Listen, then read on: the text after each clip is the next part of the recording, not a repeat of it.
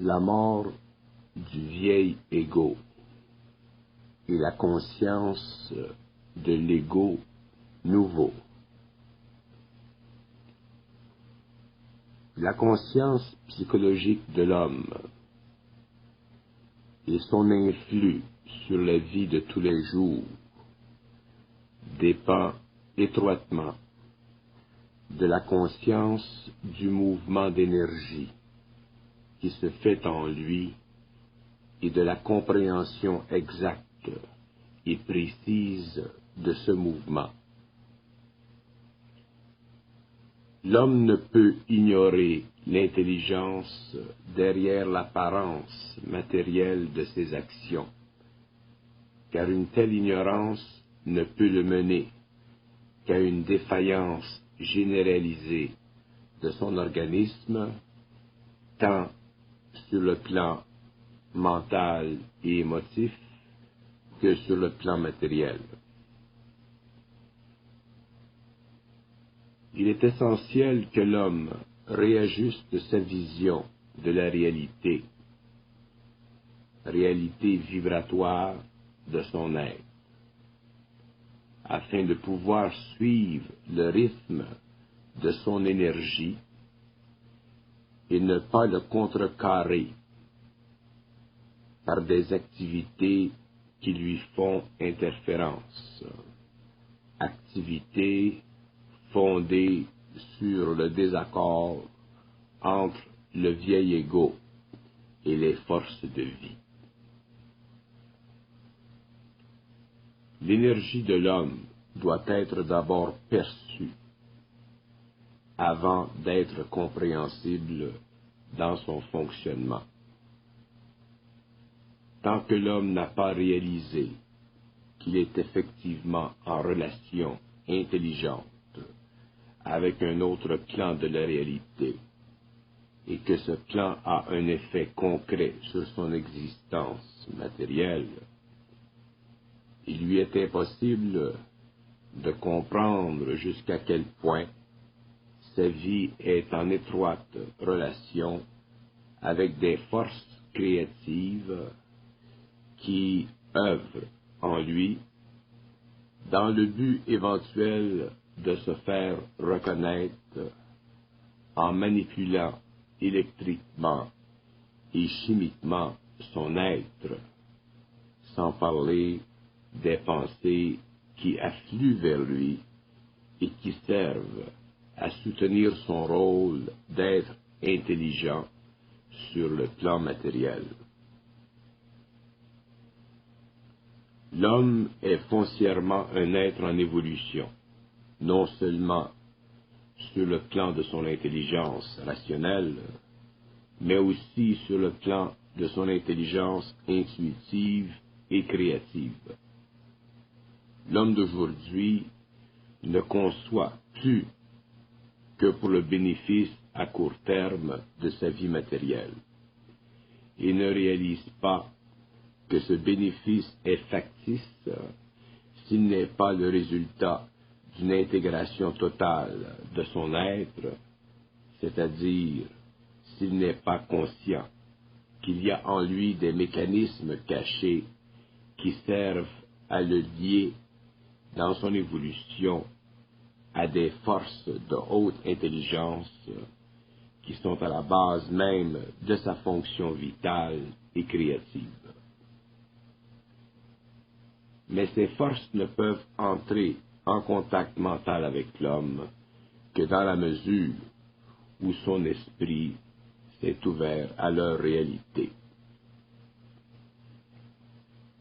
L'interpénétration de ces forces intelligentes avec l'intelligence humaine produit une accélération de l'intelligence de l'homme et lui permet d'accroître son pouvoir de vie et de création.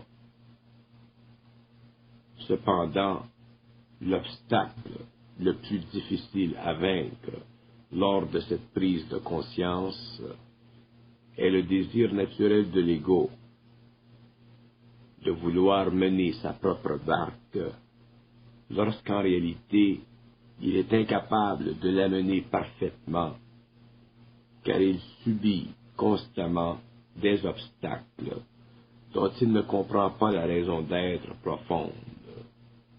Cette incompréhension le force donc à subir la vie telle qu'elle se présente à lui, au lieu de la mouler à la grandeur de sa volonté créative. Il n'est pas suffisant à l'homme de vivre sa vie telle qu'il est forcé de la vivre. Il doit la vivre telle qu'il veut la vivre, c'est-à-dire telle qu'il peut la vivre dans le cadre de son propre potentiel supramental.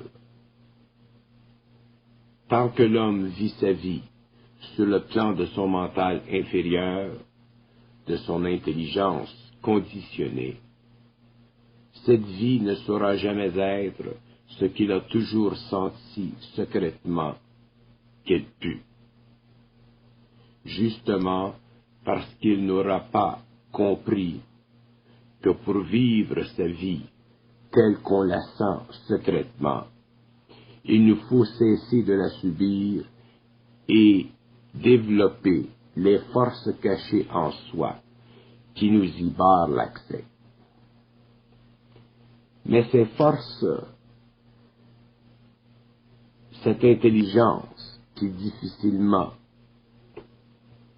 perce la surface de la conscience humaine, ne peut plus pâlir devant l'intelligence et la raison de l'homme lorsqu'elle a commencé à se manifester dans la vie de celui-ci.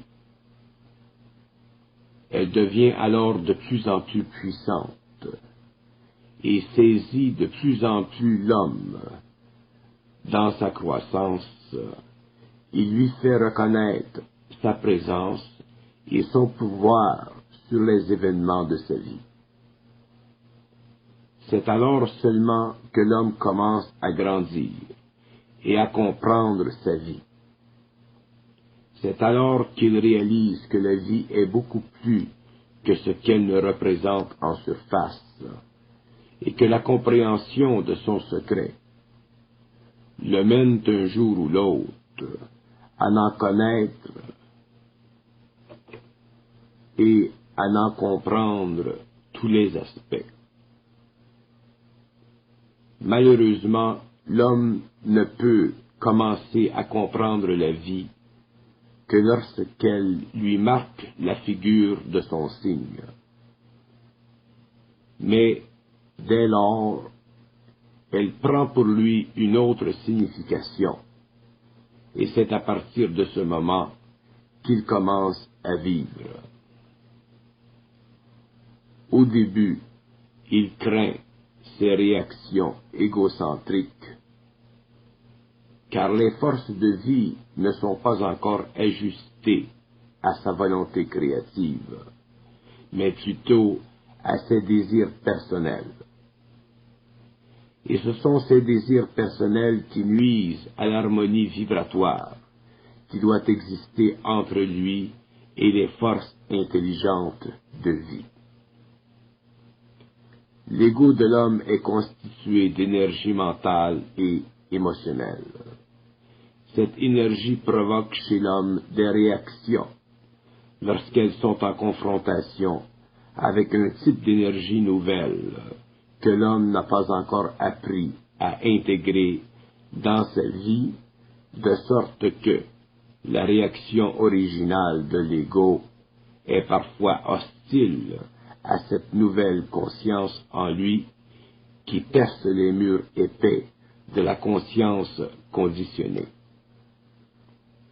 Voilà pourquoi l'homme nouveau doit vivre une période initiale, difficile, avant de bien comprendre les mécanismes de la conscience supramentale qui force sa présence et cherche par tous les moyens à réduire et éventuellement éliminer les formes qui constituent la fondation de la conscience inférieure. Chez l'homme ancien, l'homme dont la conscience a été conditionnée par ses sens extérieurs, il lui est impossible de réagir avec intelligence aux mouvements cachés des forces internes. Mais l'homme nouveau, à cause de sa sensibilité aux forces internes, et aidé dans sa compréhension de leurs mécanismes et de leurs lois, pourra accéder à une conscience proportionnelle à son pouvoir de subir la pénétration en lui de ses forces, jusqu'au jour où il lui sera possible de se servir de ces forces puissantes selon l'harmonie de son ego avec elles. Le pouvoir de l'homme n'a jamais été aussi diminué qu'au cours de la présente période de l'histoire. Et pourtant, jamais l'humanité n'a été aussi près de réaliser la grandeur interne de l'homme. Pourquoi alors les choses sont-elles si peu claires dans l'esprit de ceux qui doivent connaître ce nouveau cycle d'évolution?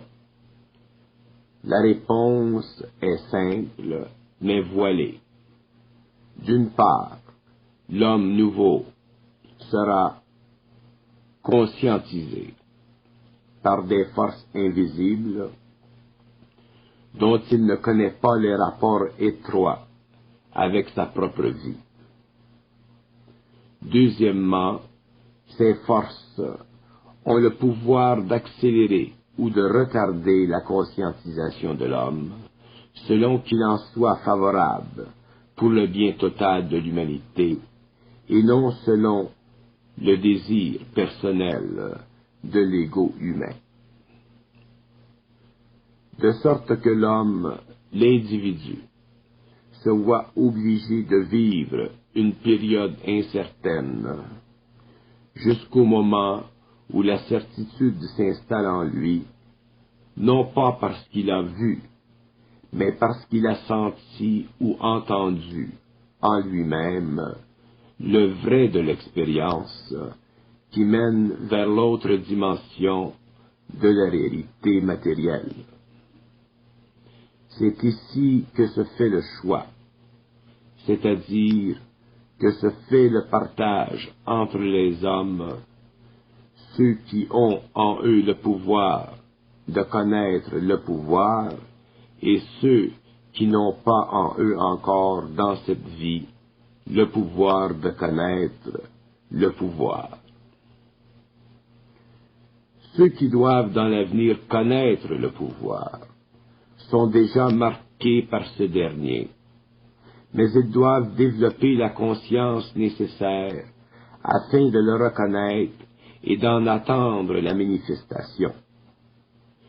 Puisque l'homme est sur le point de connaître le pouvoir, il est normal que ceux qui sont destinés à ce dernier le sentent, le recherchent, mais ne le réalisent pas encore, car le pouvoir n'est pas descendu sur la terre, sur le globe. Il est dans l'attente du moment propice où il devra servir à élever le taux vibratoire de ceux à qui il est destiné, et ce, lorsque le temps sera venu pour cette manifestation. Pendant la période d'attente, l'homme doit être préparé afin qu'il ne souffre pas du pouvoir lorsque ce dernier se manifestera sur le globe.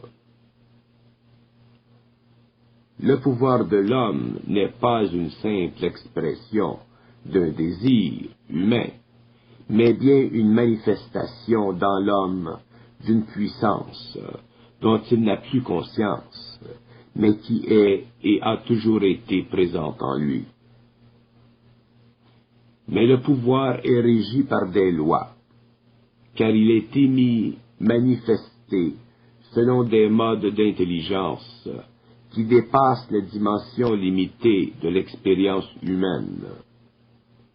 Lorsque l'homme est présent dans son esprit interne, il lui est plus facile de comprendre la raison de ses lois, si ce n'est que dans le cadre de l'ignorance de son propre ego, dont il connaît trop bien les faiblesses et les manquements.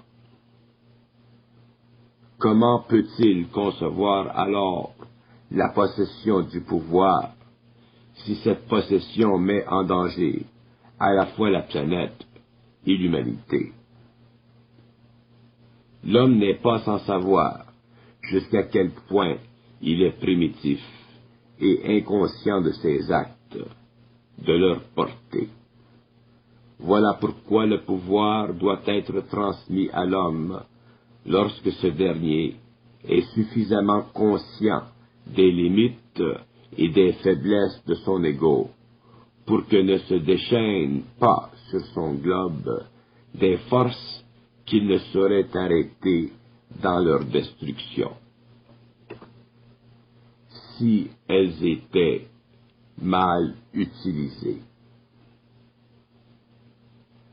La nouvelle psychologie de l'homme le mettra en contact mental avec les êtres supérieurs de la galaxie, de sorte que son comportement psychologique doit être totalement transformé, afin de pouvoir lui permettre de subir, sans fléchir, le choc de réalisation qui doit s'accompagner dans une telle expérience.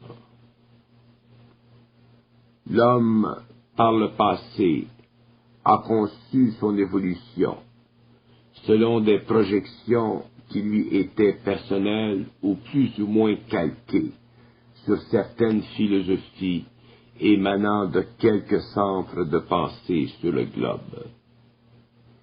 Mais dans l'avenir, l'humanité ne sera plus redevable aux efforts humains dans le domaine de la pensée philosophique, mais plutôt aux efforts supramatériels directement liés aux activités des forces qui dominent et dirigent l'évolution de la planète Terre.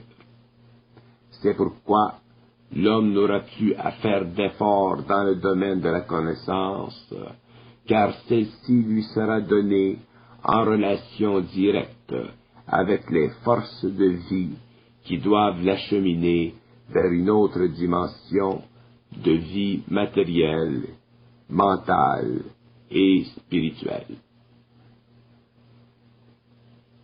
Quel que soit le désir de l'homme, selon lequel il recherche la connaissance, cette dernière, dans ses aspects les plus cachés, ne peut lui parvenir que par le croisement des forces de la lumière en lui et de son esprit. La matière est beaucoup trop dense pour que l'homme, de par ses propres efforts, réussisse à s'en libérer seul. Il aura besoin d'aide, et cette aide lui sera fournie selon son plan de vie particulier. Les forces de l'évolution n'ont pas d'empire absolu sur l'homme, mais elles ont un pouvoir vibratoire, et c'est de ce pouvoir que l'homme un jour doit se nourrir afin d'élever la vibration de la planète et lui permettre d'être compté parmi les grands globes de la galaxie. L'homme ancien sera forcé de baisser pavillon devant l'homme nouveau, car ce dernier ne pourra plus être piégé dans le jeu de sa psychologie matérialiste et inconsciente. Autant la psychologie conditionnée aura servi à l'homme ancien au cours de son évolution, autant elle sera vide de sens pour l'homme de demain. De sorte que les rapports humains entre l'un et l'autre ne seront plus les mêmes, si ce n'est que dans la mesure où l'homme nouveau ne saura plus découvrir d'attrait pour l'ancienne psychologie. Ce changement de perspective dans la vie de l'homme nouveau créera chez lui un vide qu'il saura remplir dans ses nouvelles relations avec ceux qui comprendront exactement ce qu'il ressent et perçoit. De ce nouveau mode de vie grandira une société nouvelle n'appartenant à aucun pays ni à aucun peuple, car les limites de cette nouvelle société s'étendront de la matière à l'invisible. Et c'est de cette nouvelle union entre l'esprit de la matière et l'esprit de l'invisible que se nourrira l'homme. Il sera impossible à l'homme ancien de comprendre l'homme nouveau, car ce dernier ne sera plus de sa race, mais d'une race nouvelle, dont la distinction sera marquée que par un degré différent de conscience, plutôt que par un degré de couleur. La vie nouvelle s'étendra graduellement et couvrira tous les aspects de l'expérience. Ce qui fut sera remis en question, car le passé n'aura plus de pouvoir sur la nouvelle race. Quel que soit le degré d'impression et de conditionnement, l'ère nouveau représentera un allègement de la condition humaine, car la vie ne sera plus vécue à l'intérieur des limites psychologiques façonnées depuis des siècles par des hommes dont la pensée était contrainte de se mouler à la forme matérielle de l'existence. L'atrophie sera remplacée par une vision vaste, profonde et très personnelle de la vie, et ceux qui jouiront de cette vision auront une compréhension commune et universelle de sa grandeur et de sa réalité. L'homme ne souffrira plus dans son ego, car ce dernier aura été allégé du lourd fardeau des formes illusoires qui ont asservi son esprit et amputé son pouvoir interne. L'ego éveillé deviendra alors le soutien des grandes forces qui doivent descendre dans la matière pour en élever le taux vibratoire et la soumettre aux lois de l'esprit. L'appel à des forces intelligentes suprasensibles pour l'élévation du taux vibratoire de la matière constitue un des points les plus importants de l'évolution de l'homme sur le globe terrestre. Cependant, cette activité suscite de graves dangers dès que l'homme a perdu la conscience vibratoire qui constitue le parfait bouclier contre les désirs subjectifs de l'ego. Une telle perte de conscience ne peut que mettre en danger la planète et la reléguer au camp des forces de la magie noire. L'ego de l'homme ne peut prétendre à la sagesse de l'intelligence ou au discernement que lorsqu'il a été suffisamment conscientisé pour laisser pénétrer les forces de vie et servir de canal à celles-ci. La sagesse de l'intelligence ou le discernement est un pouvoir de l'esprit de l'homme sur l'esprit des émotions, et c'est par le biais de cette sagesse que l'homme apprendra à reconnaître les ennemis de la lumière. Toute forme peut servir à cacher ou à feindre le réel. C'est pourquoi l'homme, pour sa propre protection personnelle, doit être capable d'invoquer sa puissance vibratoire pour corriger les influences et les effets de la forme sur son esprit. L'éducation de l'homme nouveau ne pourra prétendre à la perfection totale de son être, mais servira de tremplin pour l'élévation de son esprit au cours de son expérience à venir. Lorsque les hommes se seront suffisamment retournés contre le réel, une partie de cette humanité aura progressé et s'apprêtera à s'en séparer. La séparation sera le signe du début de l'âge nouveau, où deux types d'hommes évolueront sur le globe, l'ancien et le nouveau. La fin de l'homme ancien sera reconnue par l'homme nouveau, car seul ce dernier, en possession de ses facultés vibratoires, aura la facilité de discerner la nouvelle vibration qui lui permettra de percer à travers les différentes et multiples illusions de la personnalité.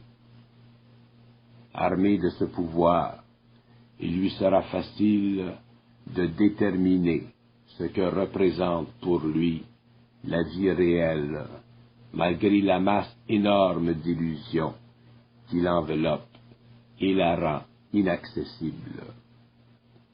Cette révolution dans l'homme sera accompagnée d'un pouvoir interne tellement grand qu'aucun homme ne pourra plus désormais être influencé par une forme quelconque de l'ancienne vie. Sûr de lui-même, ce type nouveau d'homme se retranchera des exigences d'une vie conditionnée par une fausse vision, alors qu'une vision totalement nouvelle s'ouvrira devant lui et lui permettra d'accéder au plus haut niveau d'expérience possible sur cette planète. La vie ne sera plus la même et ne pourra plus être vécue de la même façon, car sa base aura été anéantie par le choc vibratoire de l'énergie nouvelle qui percera la carapace de la personnalité, liant cette dernière avec un ego conscientisé par un mental alimenté directement des plans suprasensibles que pourra connaître l'homme par le pouvoir de son esprit éveillé au réel.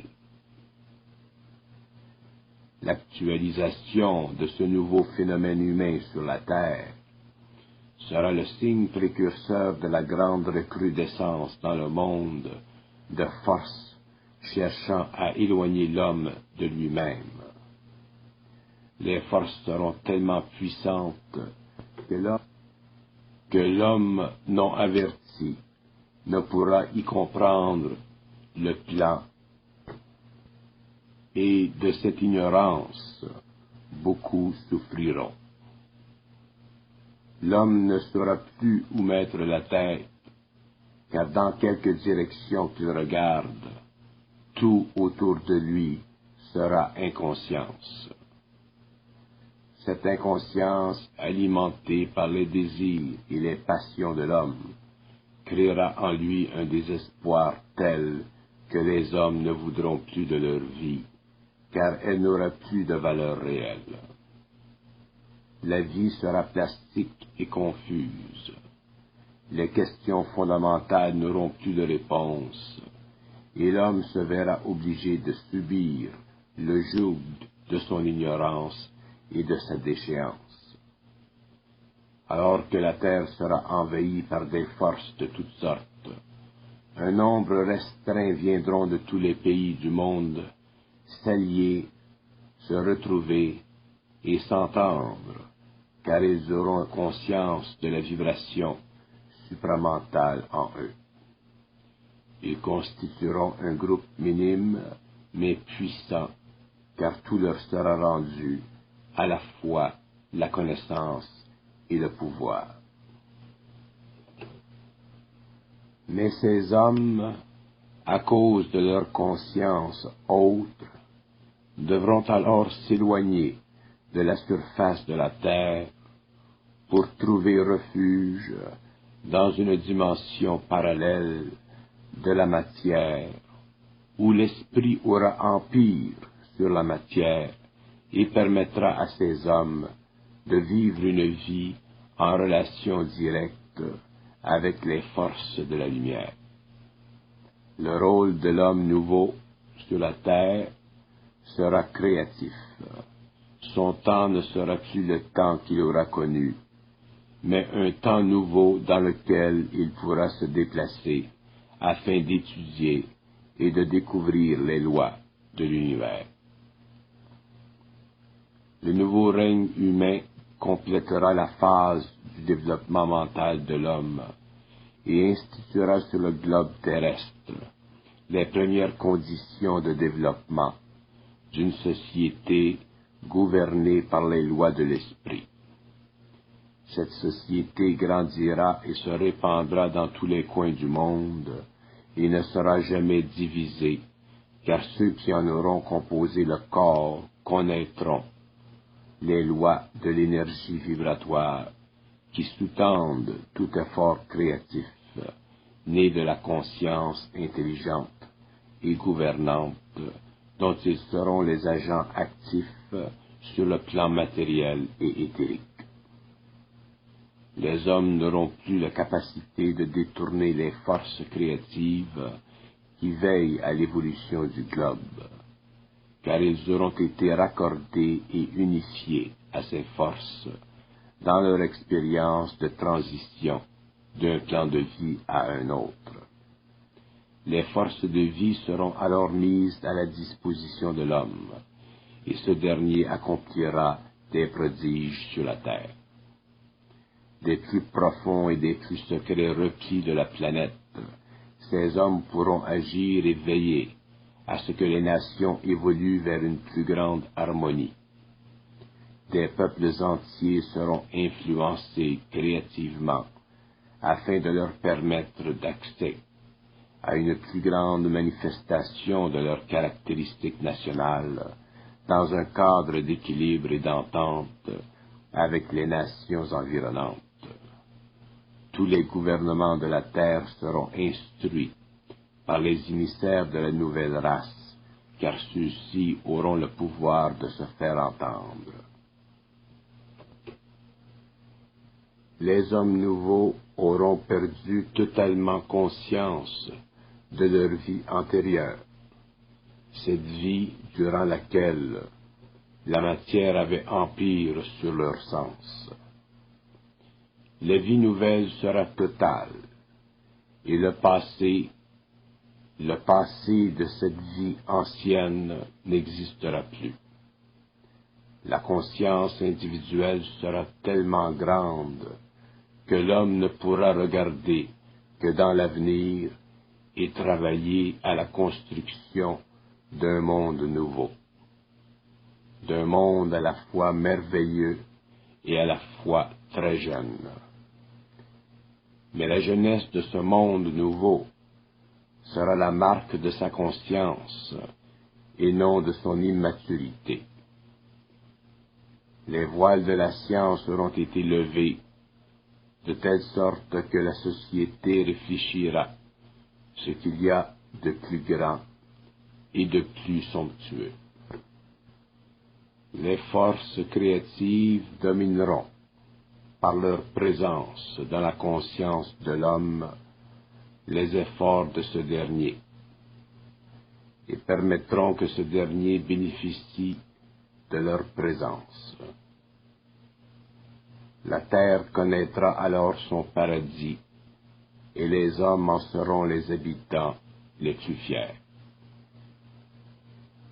Calquée sur des principes nouveaux d'organisation, la société nouvelle ne pourra qu'excéder les limites de l'ancienne et conquérir les plus hauts plateaux de la perfection sociale.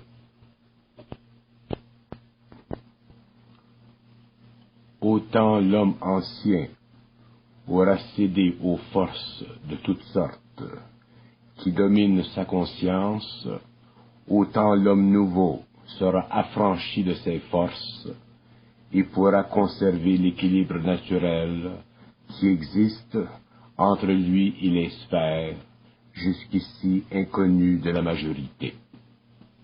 Les forces de l'évolution devront se retirer car l'homme en connaîtra les illusions et les manœuvres. La transition entre le vieil ego et l'ego neuf permettra à l'homme de réaliser les limites de son endurance psychologique vis-à-vis la puissante pénétration des forces de la lumière. Il verra jusqu'à quel point il peut les supporter en lui-même sans faillir dans son raccord avec elles. Son expérience marquera le début de la conscience universelle dans l'homme, et seul l'individu pourra mesurer ce niveau de conscience selon son rapport plus ou moins étroit avec les intelligences créatives qui dirigent l'évolution et suivent l'homme dans son acheminement vers l'infini. Le raccordement entre la conscience éthérique de l'homme et sa conscience matérielle créera le premier pont entre la science cosmique et la science matérielle, de sorte que cette dernière verra ses derniers jours et sera remplacée par une science si avancée que tout ce qui est connu aujourd'hui dans les plus grands centres de recherche sera dépassé. La science nouvelle constituera la preuve véritable que l'homme aura finalement acquis le droit et le pouvoir de travailler avec les forces de la nature. Sa puissance créative éveillera dans l'humanité le grand sentiment de l'amour de la science qui ne peut être réalisé à sa juste valeur que lorsque l'homme travaille selon les lois de l'évolution et non selon les lois de la destruction.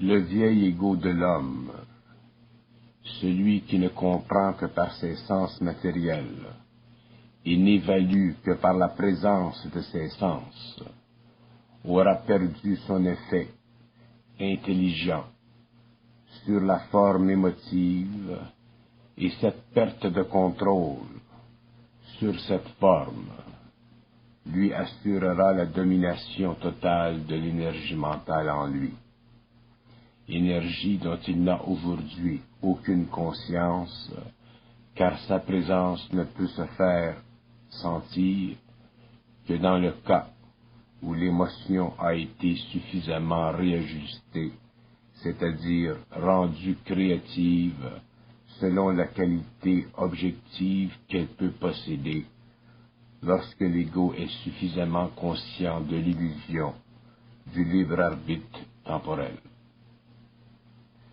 Ce n'est que dans la mesure où ce libre arbitre a été véritablement perçu dans son illusion nécessaire que l'ego ancien peut finalement et graduellement se réajuster à sa propre réalité et commencer à vibrer selon l'énergie vibratoire qui est à la base même du pouvoir humain.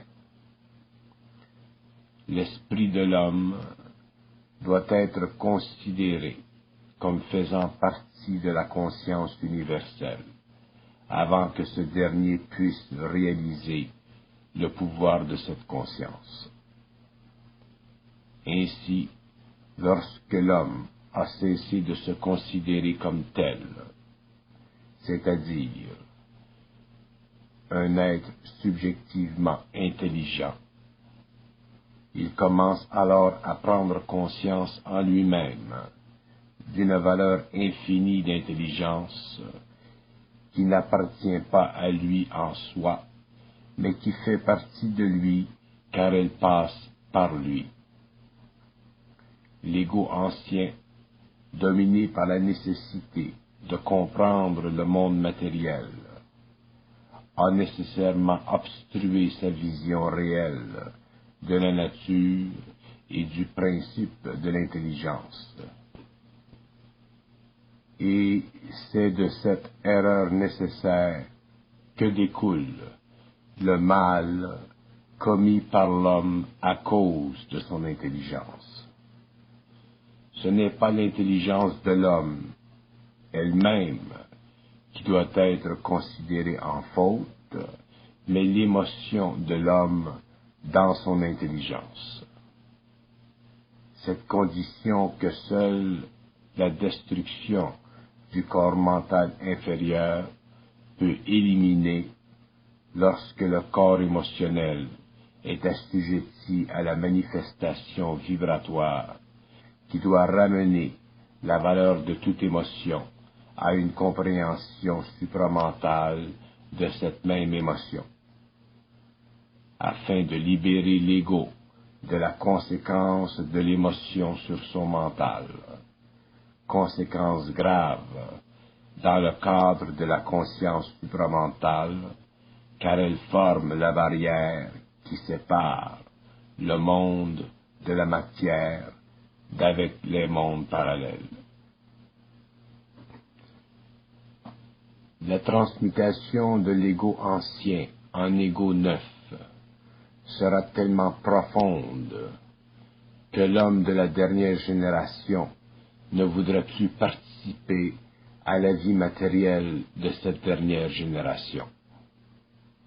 Le temps seul témoignera de cette véritable mutation.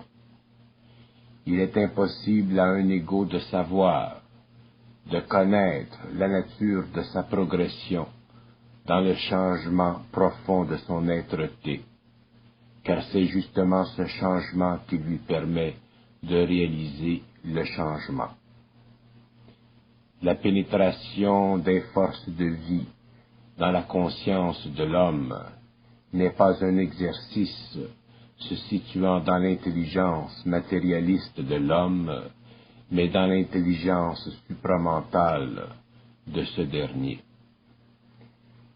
C'est pourquoi tout homme qui tend vers la conscience supramentale découvre un jour ou l'autre qu'il n'est plus le même, si ce n'est que dans la constitution psychologique de son savoir personnel, car ce savoir aura été introduit par l'ouverture d'un centre supérieur en lui-même, non conditionné par les idées préconçues qu'il peut s'être fait de lui-même ou de la réalité. Son être psychologique perd de plus en plus de pouvoir sur son être véritable, car les raisons d'antan ont été éliminées par le transfert dans son esprit d'une énergie qui n'est pas susceptible d'être utilisée à l'avantage de son intelligence rationnelle. L'actualisation en lui d'une faculté neuve devient son point d'appui personnel et la fondation de son individualité grandissante est de plus en plus intégrée et intégrante. La qualité de vie change avec le temps et l'homme ancien meurt petit à petit, comme une flamme que l'on a cessé d'alimenter, faute d'oxygène. Alors que la nouvelle intelligence s'installe en lui, il voit très bien que sa vie présente est simplement une page qui doit tourner afin qu'il soit établi dans un avenir certain pour lui seul que de l'autre côté de la vie matérielle s'étend une vie encore plus réelle et plus vaste, car elle contient les secrets de la création. Tant que l'homme ancien n'a pas suffisamment disparu de la conscience de l'homme de demain, ce dernier doit en subir la présence et la petitesse. La patience s'installe alors en lui, selon le degré de sa sagesse naturelle, et vient à bout de l'homme ancien. lorsque la patience a rendu finalement le dernier coup dans le corps de ce dernier, les fondements de la réalité nouvelle se font sentir sous ses pieds, et il voit qu'il est prêt à les fouler, sans crainte, rempli de la joie profonde et sereine de la vie annoncée depuis longtemps à l'homme par ceux qui en connaissaient les secrets et la grandeur cachée. Ceux parmi vous qui cherchent la grandeur, il sera donné l'inverse, car les lois de l'esprit s'opposent à l'ego, c'est-à-dire que les lois de l'esprit prédestinent l'ego. Tout ego cherchant à se prédestiner devra être désillusionné avant de pouvoir siéger devant les grands qui gouvernent et qui, de par leur évolution très avancée, prescrivent à l'homme les fonctions génératives du plan d'évolution de la planète Terre.